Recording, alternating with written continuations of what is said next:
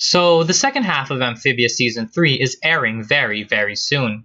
In light of that, I decided to make this video talking about why parts of the fandom received Season 3A with disappointment in its handling, and how this is spiraling into concerns that Season 3B and the series finale could also be bad or at least disappointing.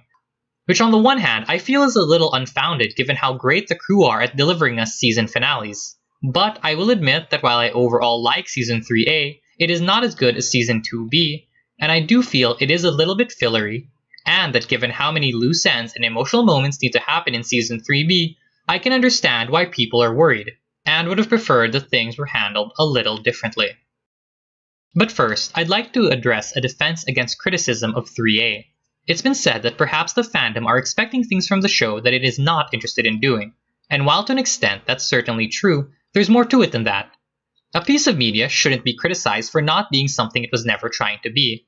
I'm not going to watch The Raid and complain that it has a lack of slow, weighty character drama, nor would I conversely complain about the lack of fistfights in Pig. Go watch that, by the way, it's a 10/10 Nick Cage movie. And even though I will admit that I would personally love an angst-filled episode where the emotions of watching one of her best friends get shanked in front of her eyes catches up with Anne and she loses it, or something similar with Sasha, I realize that this is still a Disney show, and one aimed primarily at younger audiences, despite it being a family show. Mind you, that isn't an excuse for a lack of catharsis, because as Pixar and Disney themselves have proven, all ages media can genuinely touch people of any age. In Amphibia's case, it is people comparing Amphibia to itself at its very best. When Amphibia is firing on all cylinders, it is one of the best TV shows of the modern era. At its absolute peak, it is simply masterful at how well it manages to get to the emotional core of the characters and have them interact and clash in interesting and cathartic ways.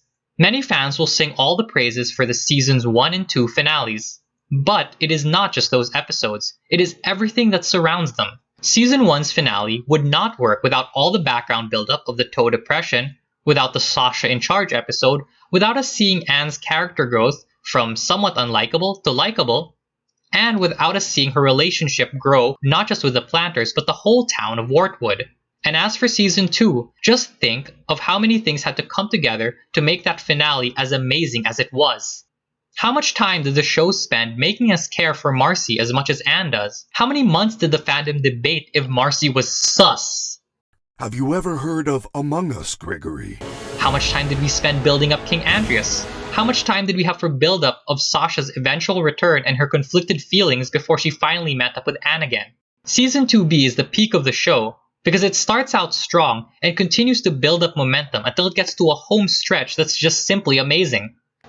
Then we have Season 3A, which I have to stress is a much, much gentler decline than I have seen from some amazing Season 2 finales to Season 3s.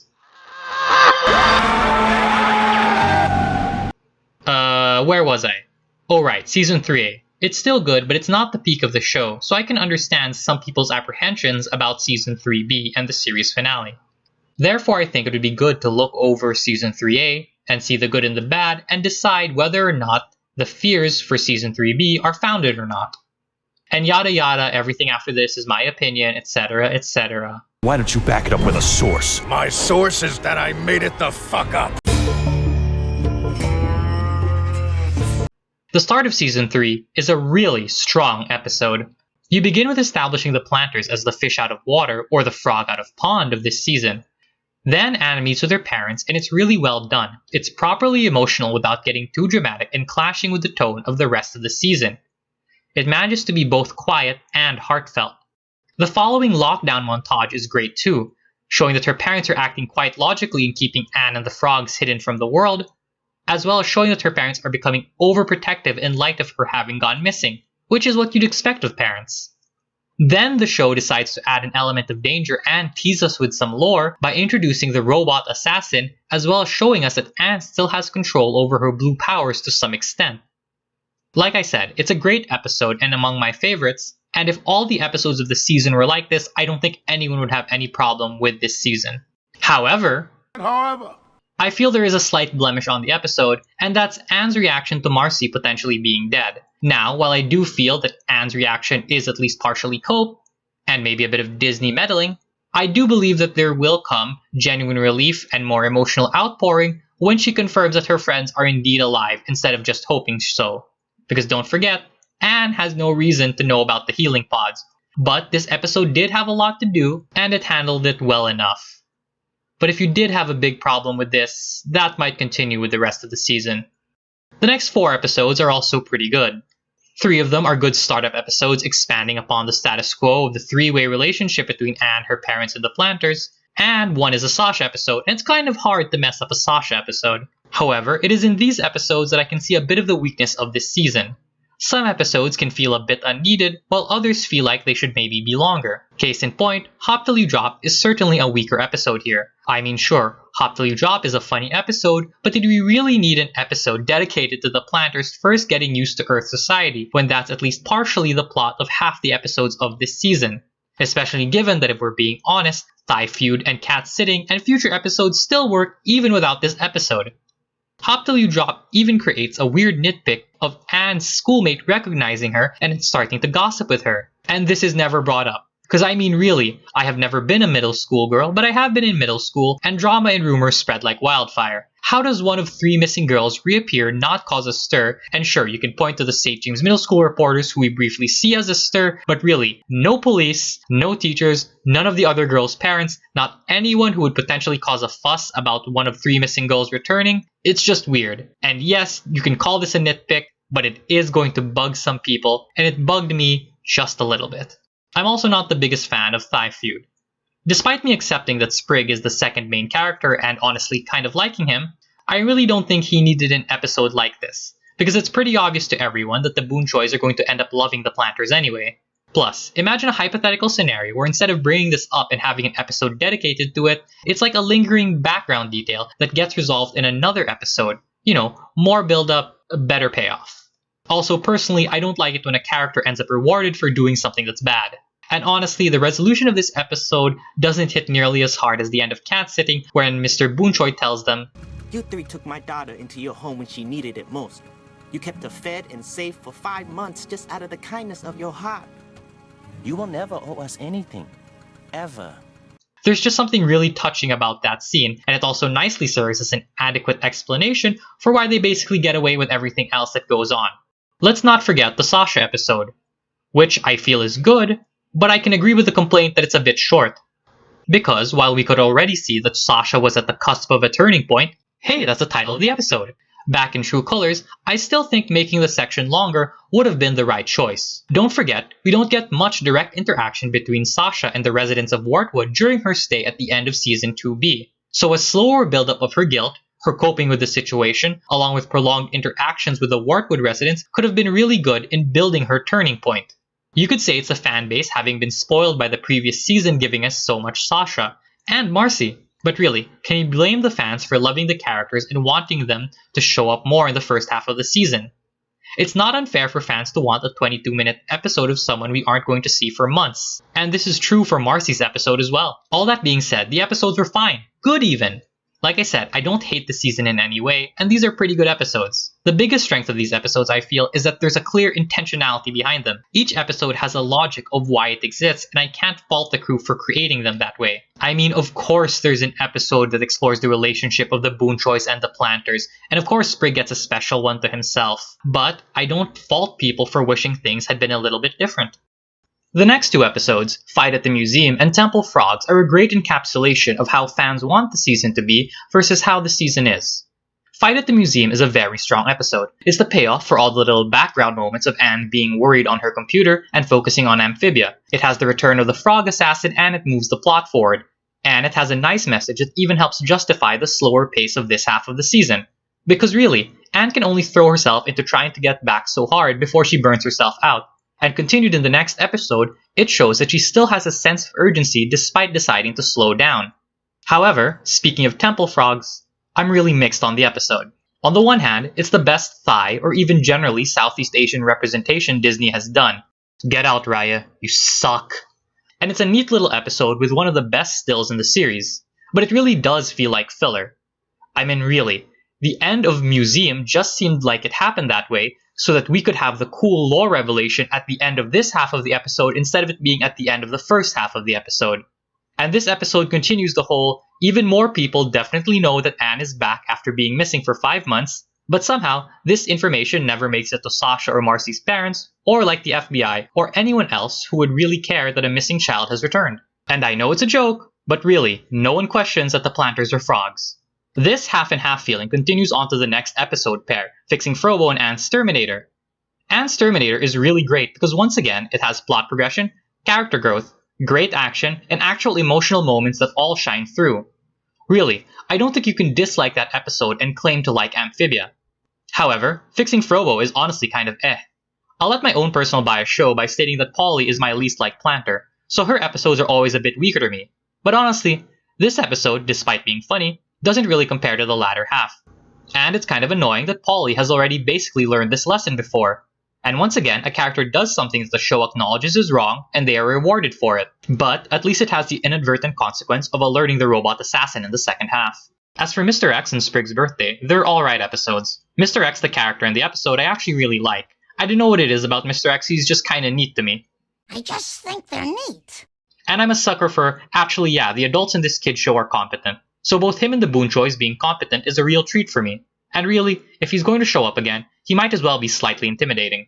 Sprig's birthday, on the other hand, is kinda meh. And while I did really like the moment where Anne kinda channels Sasha a little bit, and how she overcomes that sort of thinking a bit by the end, I don't really think this episode justified itself super well, and the relationship didn't seem to progress all that much. I meant nothing really significant happened between the two of them. So, while I get the point of the episode, I can't help but feel that there were better ways that this could have been handled, and I can see why people are starting to get a bit of Sprig fatigue. That being said, now comes my most controversial opinion. Spider Sprig is a really good episode. It's really funny, has some good animation, really creative visuals, creative jokes, and I'm a sucker for all things Spider-Man, so of course I'm gonna like this. However, I will acknowledge that Olivia Newnan deserved to be a 22-minute episode, and it really sucks that Spider Sprig had to be the episode that took away time from that. Here's the thing, Olivia Newnan is already a good episode, but it could have been even better if it had more time. While I have nothing against using the theme song Takeover and other secondary mediums to enhance the story, I do wish we had gotten to see those things in the actual episode.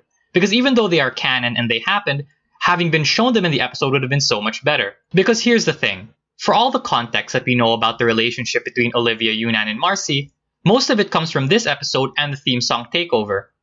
Any other things that we think we know are just us making speculation based on these facts instead of things that the show has shown us. How much better would the episode have been had we actually really seen the difference between how Olivia Newnan treated Marcy when they first met her and how they treat her now? This is especially true because the relationship between Marcy and her amphibians is the least developed among all the girls. And spending more time on that relationship, building up the stakes of this episode and the emotional connection, could only have been a good thing. And I really think something was lost by deciding to make that episode 11 minutes instead of 22. Plus, I'm sure everyone wanted a little bit more of Marcy's internal struggle and her reaction to everything that's happened to her and that she's done. I do not like Hollywood Hop Pop. I didn't find it funny, I thought Hop Pop was a bit of a jerk, I found it predictable, and I don't think Mr. X's appearance saved it. Well, it stopped it from being completely terrible, but otherwise this episode is just... it's whatever. I do not like it. And I can see people pointing to this episode as the prime example of the decline of the series. If You Give a Frog a Cookie carries this episode pair hard. It's a very plot-relevant episode. Arguably, it's the most plot-relevant episode set on Earth. All the lore-related parts were pretty cool, and it plays much better coming after Hollywood Hop Pop. That said, I don't think it's that funny, and it's overall kind of mid-tier among the plot-relevant episodes in my opinion. As for Froggy Little Christmas, it's a great episode. In fact, if you believe IMDb, it is the 5th best episode of the show. As both an episode itself and a Christmas special, it's really great. And man, this joke just kills me. Daddy, is Santa gonna be okay? No, Timmy, I don't think so. See, despite being a Christmas holiday episode, it avoids being filler. I mean, importantly, it's fully canon, unlike, say, the Halloween episode. And really, if you've watched it, you know why it's so good. It has exciting plot developments and action, such as Andreas personally ramping up his assassination attempts, and seeing Darcy/the Core react to the event, as well as having the nice touching moment at the end where Anne writes a letter to both Sasha and Marcy's parents. Though, we'll get into why some people might have a problem with that later. All the while, it maintains the theme of being a Christmas episode, and it even has Rebecca Sugar singing in it, which is always a treat. So you can see why it's the 5th best rated episode of the show. Anyway, I'm bad at transitions, so here's part 3. So, do I think 3A was good, and do I think 3B will be good as well? That's kind of complicated. I can see a lot of problems with 3A, but I can also see its strong points, and also the ways in which the problems maybe aren't so dire. Now, I could spend this time going back and forth on every pain point in the season, like Marcy and Sasha's parents and if they should have appeared and or interacted with Anne, and how that ties in with the back and forth over keeping Anne and the frog secret, and if the Thai community was told to keep quiet, and if her other allies just don't remember a missing child story, but how come the school doesn't know when some students know, then how come the FBI doesn't know since they have a child database, and what is the whole thing with the float where she announced her name in public? But then again, that could come up in Season 3B. However, instead of that, let's focus on the broad strokes. I think it's fair to say most people wanted some level of emotional fallout and a sense of urgency to getting back, given how dire Season 2 ended. Now, I think it is unfair to the show to ask it to be only heavy emotional episodes or constant lore action episodes. It is still a Disney show, and it is still a comedy. Asking for a complete genre shift is too much. That said, how did the crew deliver on those two things while still keeping the show feeling like Amphibia? Honestly, given how we just went over the season, I think they get a B. B, because in general, I feel it's not quality of content that's lacking, rather, it's quantity of content that's lacking. As I said earlier, Turning Point and Olivia Newnan deserve to be 22-minute episodes, and on the flip side, maybe some of the more lighthearted or plot-light episodes could have been retooled or cut for a more effective balance. Now, just how imbalanced the season is up to you. Hell, you may love 3A and not see any quality decline at all, or you hate this season and you've lost all hope. But if you're in the latter camp, let me just say, I never felt like the show had lost its sense of direction. I could understand why the crew felt an episode needed to exist, even if I disagreed, and I could tell they were always building up to something. They also made a clear, conscious decision to have a plot episode paired with a light-hearted episode for most of the season, which if nothing else says to me that they know what makes Amphibia work. And given how there were still a lot of good episodes, it's hard to argue that they cannot go back to their former heights or even surpass them. I think most people who started the show back when Season 1 was airing didn't think the show would get as good as it did, given the general episode quality. Yet, the crew delivered some absolutely amazing television. So yeah, here at the end of Season 3A, I'm optimistic 3B will be very good, and I hope you are too. At the very least, I don't see any way it could crash and burn as hard as Star vs.